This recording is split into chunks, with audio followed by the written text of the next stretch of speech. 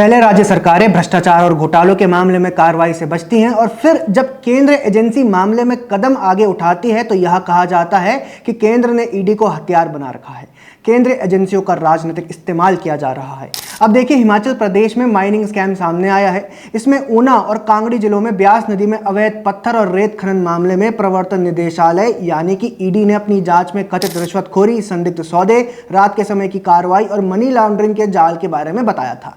पिछले सप्ताह ही मामले में आरोपित ज्ञानचंद और संजय धीमान की गिरफ्तारी के लिए चलाए गए तलाशी अभियान के बाद अब जांच में कई नए खुलासे हुए।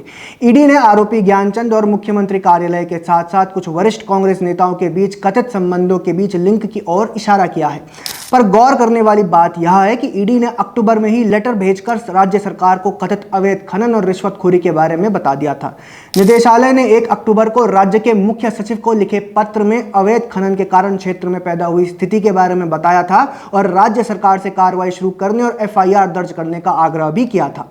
इस लेटर में ईडी ने डिटेल्स के साथ हिमाचल प्रदेश सरकार को बताया था कि ऊना से कांगड़ा जिलों में कुछ टिपर, पोकलेन, जेसीबी और ट्रैक्टर अवैध खनन में सक्रिय रूप से लगे हुए हैं। साथ ही ईडी ने लिखा था कि हिमाचल प्रदेश में प्राकृतिक आपदाओं में हाल ही में वृद्धि अवैध खनन के कारण हो सकती है। वहीं मामले में ज्ञानचंद की संलिप्तता के बारे में बताते हुए निदेशालय ने लिखा था कि ज्ञानचंद के स्वामित्व वाली मेसर्स जय मां ज्वाला स्टोन क्रशर ब्यास नदी के किनारे सहित कांगड़ा और हमीरपुर जिलों में विभिन्न स्थलों पर अवैध रेत और खनिज खनन में लगी हुई है। इस लेटर में लगे गंभीर आरोपों के बाद भी सुक्खू सरकार ने आरोपी व्यक्तियों के खिलाफ एफआईआर तक दर्ज नहीं की। अब आप गौर करिए कि इल्लीगल माइनिंग से जहां पर्यावरण और सरकारी रिसोर्सेज को नुकसान पहुंच रहा था, वहां सुक्खू सरकार हाथ पर हाथ रखे बैठी हुई थी। यही नहीं, सरकार ने ईडी द्वारा चेताए जाने के बाद भी आरोपितों के खिलाफ कोई कार्रवाई नहीं की।